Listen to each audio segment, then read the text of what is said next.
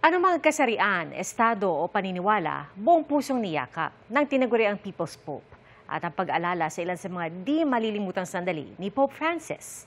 Ating saksihan.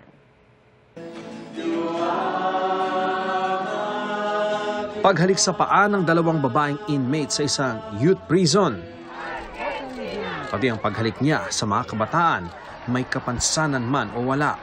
Ganyang klaseng pagmamahal ang ipinaramdam ni Pope Francis. Sa kanyang mga aksyon, pinatunayan ng Santo Papa na siya ang People's Pope. Nakilala rin si Pope Francis bilang isang football fan, kung saan nagbigay suporta rin siya sa kanyang paboritong koponan, ang Argentina na kanyang home country. Inalala rin siya bilang isang palabirong Santo Papa. Pati si Spider-Man, nakamayan pa niya. Hanggang sa outer space, dama rin ang pagmamahal ni Pope Francis. Sua Santità, buongiorno, benvenuto sulla Stazione Spaziale Internazionale tra di noi, tra l'equipaggio della spedizione 52 e 53.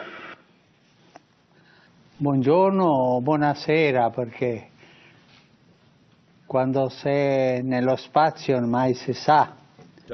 Nabigyan pa nga siya ng sarili niyang Blue Jump astronaut suit. Hindi lang din sa tao ipinadama ni Pope Francis ang kanyang malasakit at pagmamahal, kasama na rin dyan ang mga hayop.